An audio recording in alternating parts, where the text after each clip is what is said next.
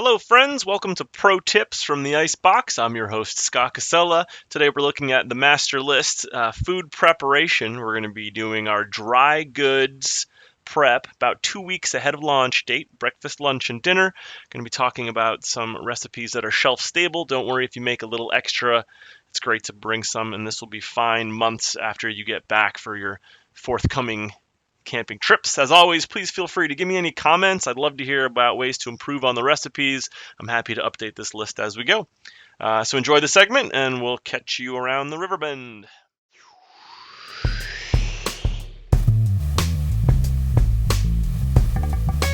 Grand Canyon, Colorado River.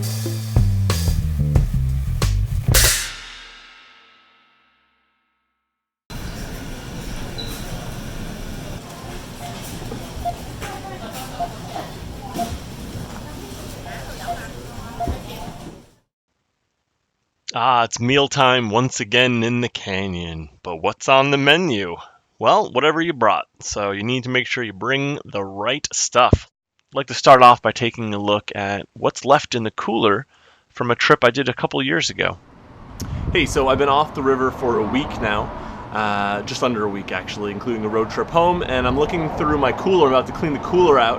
And this is a really interesting way to take a look at the aftermath of what can be done in a winter trip in what we call a dry cooler. So there's no ice in this cooler.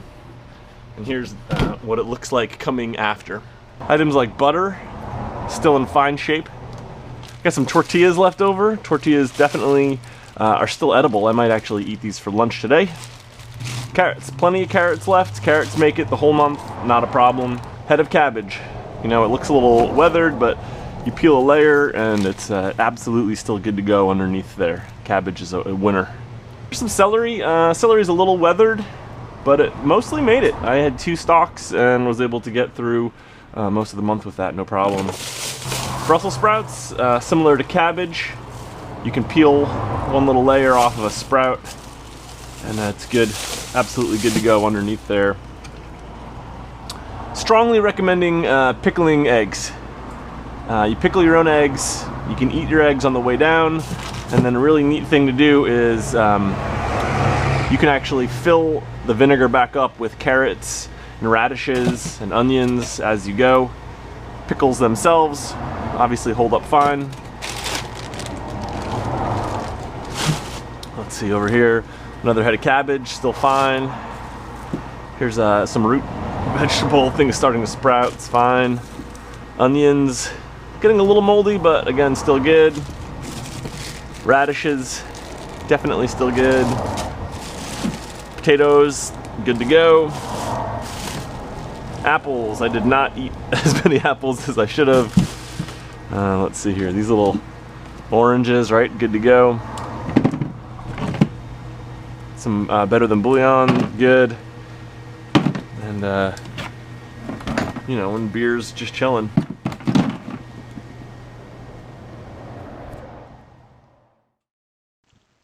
Alright, so that's kind of interesting. I hadn't looked at that footage in a while before I started this project, and it's true. A lot of the foods you saw in that cooler are absolutely, you know, don't need any prep. They're just good to go, and you can eat, you know, delicious fresh foods as you go, right? So a lot of the things that we're going to be looking at here, it's all about just getting you fresh food, fresh vegetables, whole grains, keeping your guts in good shape. You know, I think that's really important, and that's a lot of what you know is the impetus for this video series for me is trying to share a little bit about how I eat down there and how you don't have to just eat these salty prepared meals the whole way.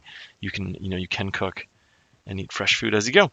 So what you're looking at right here is me getting my breakfast ready. I'm going to do 30 packets of oatmeal on the way down. I am by no means going to eat 30 days of oatmeal for breakfast in a row, but I'm going to be prepared that somebody else in my trip might be short breakfast, right? Someone might lose a bucket of food. A couple of your packets of food might get wet. You have to accept the reality that some of your food, can get lost to the elements or to carelessness as as situations happen. You're going to be down there for a long time. You want to make sure you have a couple extra days of food. So even if you're, only going for 30 days, I'll bring a total of 35 or 40 breakfast options when it's all said and done. All right, so looking at your sheet here, there's the basic recipe. That 1 cup of oatmeal is going to be good for 2 people. The video you're seeing right now is me prepping for my trip this year. I'm going solo, so I'm using a half a cup of oatmeal. I'm still using a full tablespoon of powdered milk because that makes it delicious. No sugar. I know it's on the recipe, but I skip it.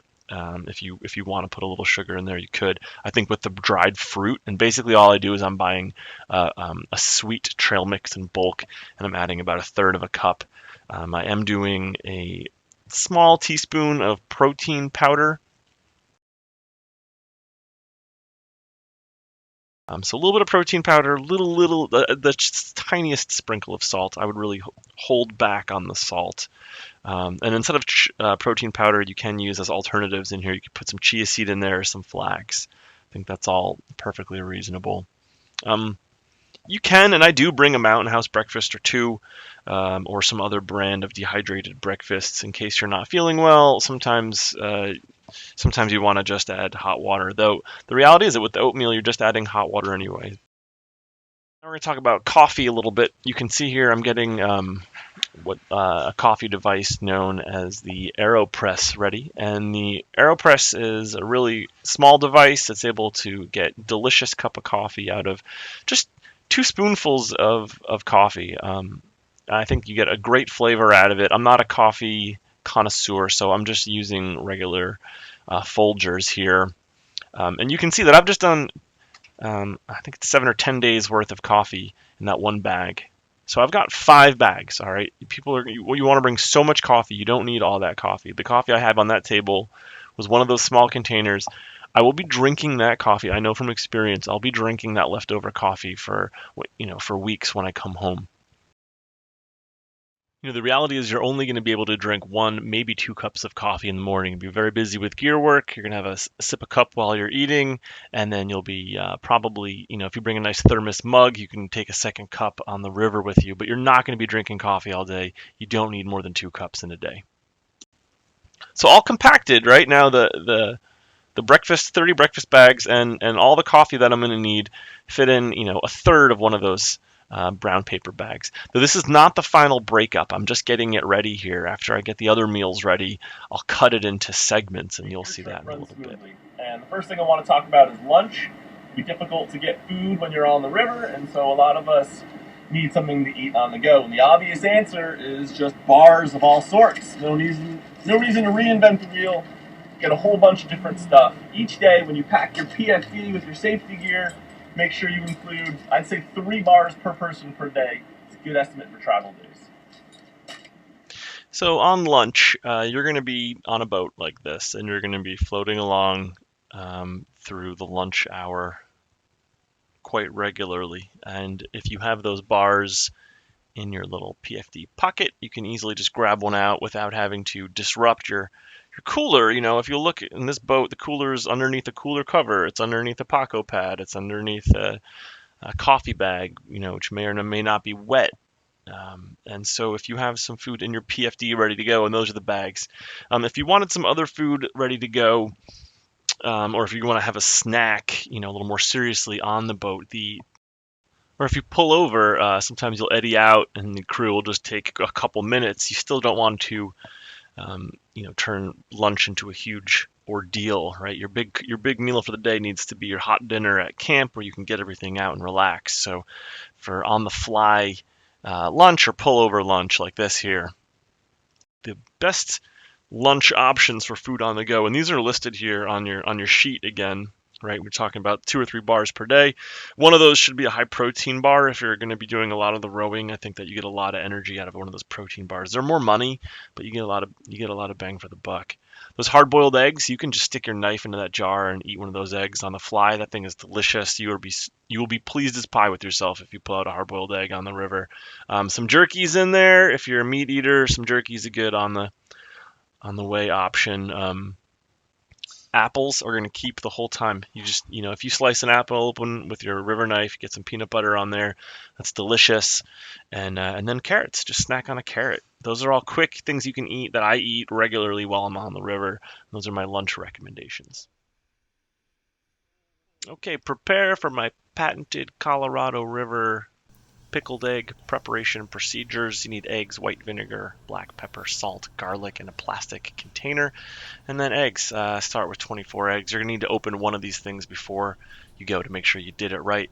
Put the eggs in cold water, bring to a roiling boil. Boil for 7 minutes. Then you're going to cool them down. Just run cold water over them until they're workable. You're going to sit around and crack them all open one at a time. And after you got them all set, I give them a nice rinse, make sure they're good to go, and then just put them in the jar with some salt, garlic, pepper. Fill the thing to the top with vinegar, seal it up, you're good to go. Finally, we come to dinner. It's the third column over on your sheet, if you're following along at home with me still. A cup of rice, pretty straightforward. Again, you want to break these into individual bags, and we're going to split them all up and tuck them all over our rig so that inevitably if one or two gets wet, we're not going to lose the whole thing. If you bring one huge bag of rice, you have all your rice in one basket. You don't want to end up like Powell sifting flour on the side of the river there. So break them up. That's the way to do it. And don't use all the same rice. It's fun to split your rices up. So I've got a pilaf blend, some jasmine rice, and then another white rice. And again, we're only going to be out for so many days, and I make sure to easily pack a couple of extra bags of rice. Next, I'm going to move into some of this, some pasta for some varieties. I have dried tortellini in there.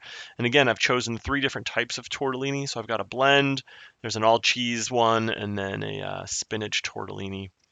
Here you can see I'm actually back to my powdered milk and putting a scoop of powdered milk into another Ziploc bag. And I put that bag inside of the bag with the tortellini. That way I can make a delicious cream sauce, Riverside.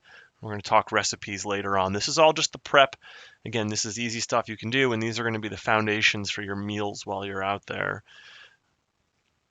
On that list down there, I've got some gnocchi. I'll end up with a package of gnocchi or 2. They're shelf stable. And the fish pouches and chicken pouches, not cans. You want to make sure you seek out the pouches because they break down easily. You want small, compact garbage. All right, here you see me getting into my salty snacks. This is listed in the bar area. Salty snacks can't be overstated. You are going to definitely want something to just snack on while you're having a drink and hanging out around camp. So I've gone too soft on these in the past and learned that you want to be heavy on your salty snacks. And again, grab a couple different types. You want some variety there. It's going to really help you out. Otherwise, it gets kind of boring eating the same thing. So I'll have 3 or 4 or 5 different kinds of salty snacks. And inevitably, I add a bag of chips or something last minute when I'm getting on the boat. And that's it for the food prep ahead of time. We're going to revisit food when we're packing our cooler at the very end when we go out and do our fresh veg shopping. But all the stuff you've seen in this video is stuff you can do weeks in advance to ease your mind, get things ready, and it cuts down on the stress or anxieties towards the last days of the trip. So I do this ahead of time. I'm doing this before I'm shooting any of the rest of the videos. I'm getting this food prep ready. So I hope that this has been informative. Thanks so much for watching the food prep video. Please stay tuned to check out what happens next as we get ready for our Grand Canyon rafting trip.